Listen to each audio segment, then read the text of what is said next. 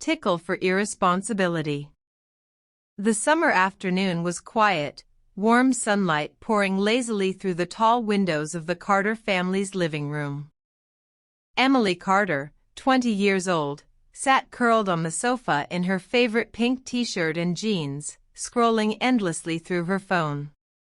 Her long chestnut brown hair was tied into a loose ponytail, and her expression shifted every few seconds as she giggled at messages from her friends. Her mother, Margaret Carter, stood at the doorway with her grocery bag slung over one shoulder. Margaret was in her early 40s, dressed in a neat blue summer dress, her sharp but kind eyes fixed firmly on her daughter. By her side stood Daniel, Emily's 10-year-old younger brother, with messy blonde hair and an innocent grin plastered across his face. "Emily," Margaret said firmly, placing her hands on her hips, "I'm heading to the store. I won't be long, maybe an hour. But I need you to keep an eye on your brother while I'm gone. Do you understand?" Emily looked up briefly, rolling her eyes just slightly before forcing a polite smile. "Yes, Mum. Don't worry. I've got him." Margaret narrowed her eyes, sensing the lack of enthusiasm. "I'm serious. He's only 10, and you're supposed to be setting an example. Make sure he doesn't run around or hurt himself. This is your responsibility, Emily."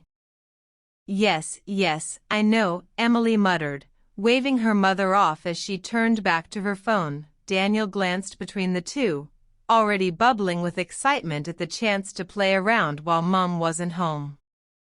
Margaret sighed deeply, kissed both children on the forehead, and left the house, the front door clicking shut behind her.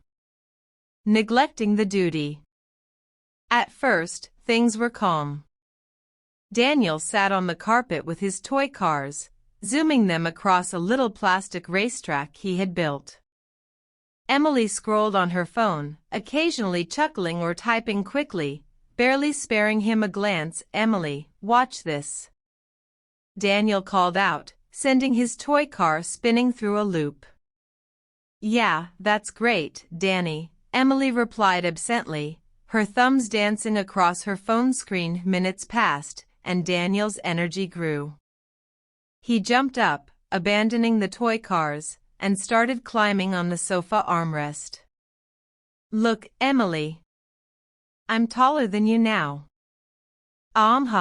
Very nice," Emily muttered without looking. He giggled mischievously and dashed to the dining chair.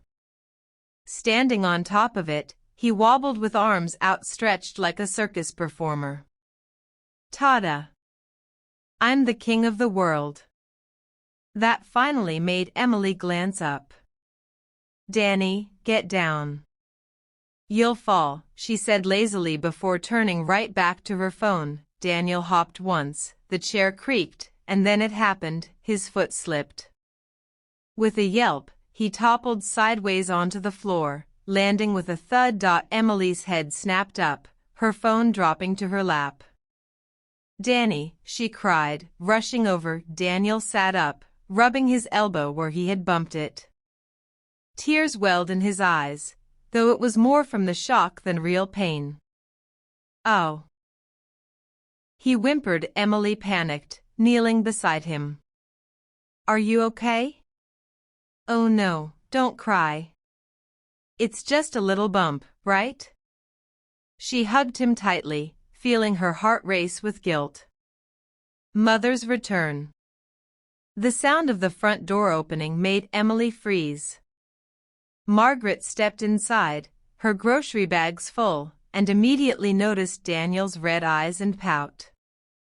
She dropped the bags onto the table and hurried over. "What on earth happened here?" Margaret demanded, crouching down. Daniel sniffled and pointed to the chair. "I fell." Margaret's eyes darted to Emily. "How did he fall?" "I left you here to keep him safe." Emily swallowed nervously. It was just an accident, Mum. He was playing around. Margaret's voice sharpened. You were supposed to be watching him. I was. Emily lied quickly, avoiding her mother's piercing gaze. Margaret raised an eyebrow. Really? Because from the look of it, you were more interested in your phone than your brother's safety. Am I wrong? Emily opened her mouth to argue, but the guilt was written all over her face. She looked down, cheeks burning. I might have been on my phone a bit. A bit? Margaret repeated, folding her arms. Emily, he could have hurt himself badly. Do you understand the responsibility I gave you? Emily bit her lip. I didn't mean for him to get hurt. He's fine now, isn't he? Margaret shook her head. That's not the point. You neglected him.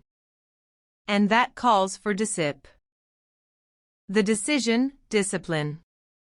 Emily's eyes widened. Discipline?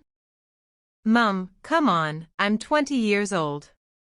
You can't punish me like a child.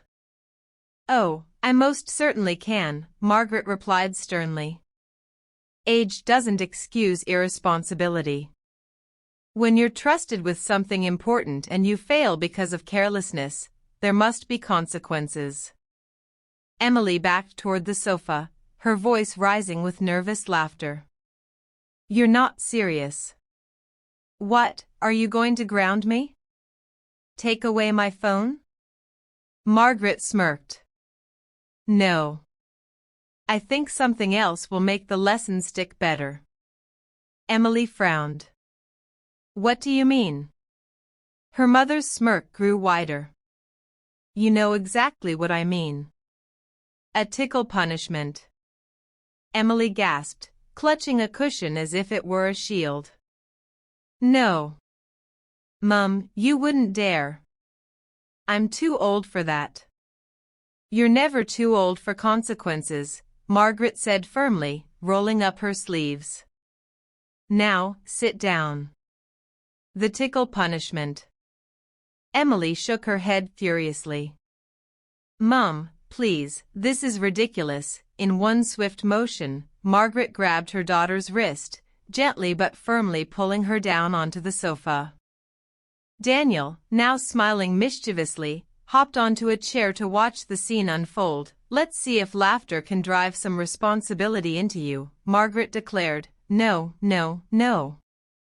Mum, wait, Emily squealed as Margaret's fingers darted to her sides.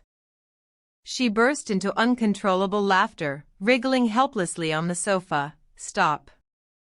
Stop, I can't, ha ha ha, breathe. Emily shrieked between fits of laughter. Margaret's fingers danced along her ribs, then slid down to her stomach. Maybe next time you'll remember to put the phone away and watch your brother properly. Emily kicked her legs wildly, tears of laughter streaming down her face. I promise. Ha ha ha, I'll never do it again. Please, Mum, mercy. But Margaret wasn't finished. She grabbed Emily's ankles and tickled the soles of her feet, sending her into another round of hysterical laughter. This, Margaret said over Emily's shrieks, is what happens when you neglect your duty.